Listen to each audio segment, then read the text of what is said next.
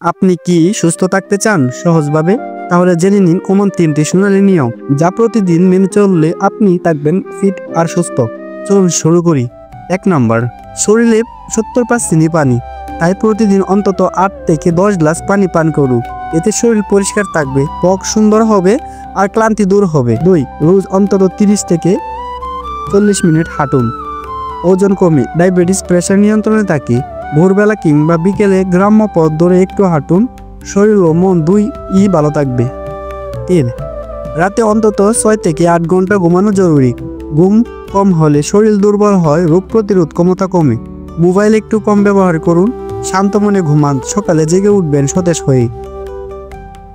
এই 3টি ছোট্ট নিয়ম যদি আপনি প্রতিদিন মানেন তাহলে বড় রোগ অনেক দূরে থাকবে।